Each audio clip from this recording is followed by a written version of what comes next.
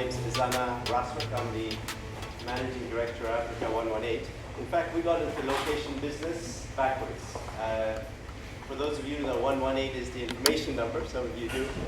We actually didn't plan to go into location. We wanted to basically provide a directory service for mobile users in Kenya to be able to find businesses that they're looking for, and so we wanted to focus on the platform side, training agents. This is, at the time when voice was still a big deal.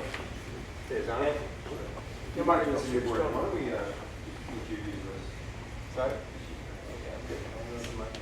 not sure I can hold. Yeah, just to confuse you, we gave you 2 mics.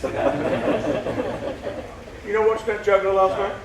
I'm good. I'm okay, John. Thank you. My stress level's gone down. Yeah, so we wanted to really focus in on the service side.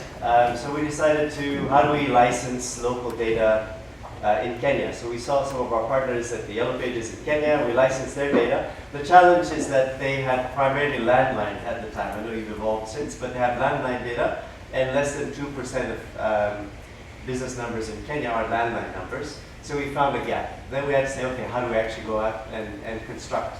Maybe a place to start is, I have a colleague of mine that came from Canada, moved to Nairobi, and she was starting to see how I go about explaining to the Uber driver, the equivalent, how do we get to the office.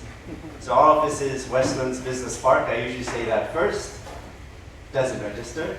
And then my next piece is Shiroma Lane. Shiroma Lane, typically the driver will know Shiroma Lane. And then I say, the Java Cafe. Across from Java Cafe, if he doesn't know that, it's the Orbit Place. And if he doesn't know that, it's behind Kempinski, before K1. So essentially triangulate with a bunch of landmarks, which most of you that live in the region can relate.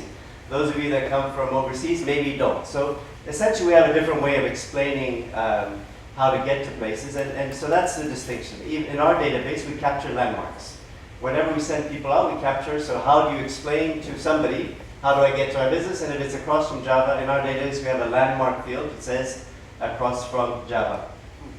So I actually won't cover this part because I think Trevor covered it very well, but the reason why this doesn't happen, at least in Africa, is the traditional players, the landline providers, don't have a big footprint because everything's gone mobile. The postal operators, as Trevor said, most of us actually go and collect our mail from the post office. You don't deliver mail at homes. I'm not sure in South Africa if that's the case, but in the rest of the continent, you go and collect your mail. You don't get mail at home, so they haven't done it. And the mobile operators don't really see it as being their job. I'm mobile by definition. Finding the location of every one of my subscribers is not something that they see. So there's a big gap. And we actually do research on this, and most of the time people are frustrated. I can't find the location of business that I'm looking for. So how do we go about setting to solve that problem? And it's actually reasonably heavy, but appropriate at the same time. So we created what we call an agent program.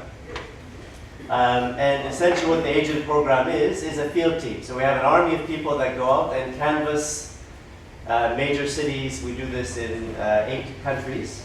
And what those agents do is collect local business information. So the kinds of fields that Trevor was talking about earlier on with a mobile application that actually has taken us some time to optimize.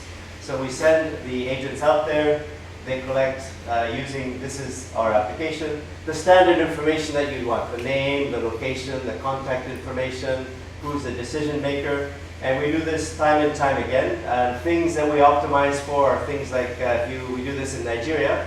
Oftentimes the mobile network isn't, don't have connectivity. So they collect the listing offline, offline. When they come back, it synchronizes back to our database. And to optimize our cost structure, we pay per accurate listing. So, when you get into this kind of game, you realize that if you give young people an application and tell them they can make money from collecting information, they'll usually test it out and see if I sit in a cafe and enter information, will I get paid for it or not? So a lot of work in terms of making sure that the data that comes back is accurate, and they only get paid if we can validate, which is essentially the second part of our process is a call center. So this is, I think, probably the part that's a bit unique, is many people do surveys, mobile-based surveys. The piece that we do is we have a 2-check process. So the listing is submitted back to our call center, And then the agents in the call center will call that business to make sure that the information is accurate. We have the geocode, so where the agent went, we know. So we'll validate from the call center to make sure the two things connect. And if it does, then it gets uploaded into the database. I think it's that second part that most people don't do. It's heavy, you get some drop off, but at the end of the day, make sure that you have a level of accuracy that you wouldn't have otherwise. At the same time, it's an opportunity for us to get more information. So the agent on the field will get certain fields. When the call center calls, they get other things. So you have a website, other elements that we capture. And in fact, the second part of our business is data marketing, digital marketing. And the way we got into it is as we call all these businesses to say, are you online? And we had 80% saying, or 90% saying no. We said, oh, would you be interested? So that's our lead generation platform as well. And as well, making sure that we call constantly to refresh. So that's our answer to many businesses not being indexed. And we've done this in a number of countries and with a standardized approach. In addition to that, we don't necessarily feel like we're going to canvas the whole continent. So we do look for other sources of data. We have about 100 different sources. So we work with mobile operators, collect their database, Chamber of Commerce, and what you find is over time you realize what's good and what's not good. It creates some challenges for us in terms of the duplication, those kinds of things. So there's some work that we have to do to be able to sift out what's good and what's bad. But we find that the combination of field work as well as looking at sources of data enables us to do this at as little cost as possible and sort of manage the quality side of things as well. So far we have about 1.3 million listings in our database. We're about, depending on what you see, at least on the continent, the stats are anywhere between 90 million and I think 50 million. I don't know, 120 million. Every time I turn on, there's an increase. So we use 50. I think they're Microsoft. So we use 50 as saying those are the businesses that we need to index, but the number is much higher. So our goal would be to get to, we're 1.3, so we're a long way away from where the opportunity is.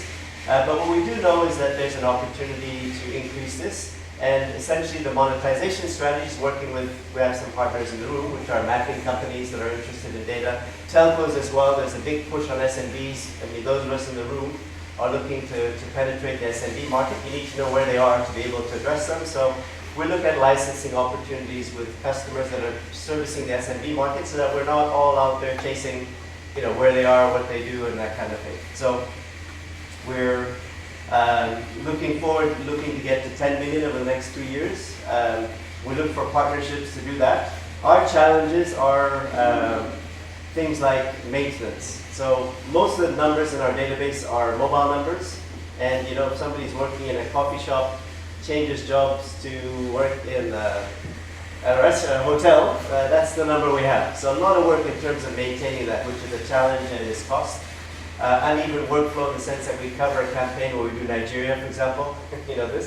We go in there, so we have a spike of work which goes down again. So part of how we look at the future is to say the more partnerships we can build, the more constant our workflow means that we can constantly invest in terms of making sure the data is accurate and up to date. Somebody talked about data science earlier on. We do a lot of manual work. We need to get smarter around how to make sure that we focus on the listings that are likely to change, locations that that don't change like banks, don't spend as much time on those. So there's a lot of work for us to become smarter at what we do, but I think we're making good progress in that area. And then the last piece here is that as we're out there surveying businesses, adding additional questions is something that is quite straightforward for us. So I told you about the fact that as we're surveying, we ask them, are you online? Which is the lead generation platform for our web services. Same thing in terms of GMB. So are you on, if you have a Google My, have you claimed your listing on Google My Business? And if the answer is no, then that's something that we work with to expand. And I think that's the piece I'm going to cover after this, around what is GMB, how does it work, the evolution. But what I've covered there is essentially what is our answer to getting, sort of sub-Saharan Africa, how do we get accurate information on local businesses. Again, in our case, we actually just have to go out and get it. But hopefully, as we look at other, as other partners, we'll be able to do this together and make sure that we minimize the duplication of people out there collecting local business information. Thank you. Any questions about foundation?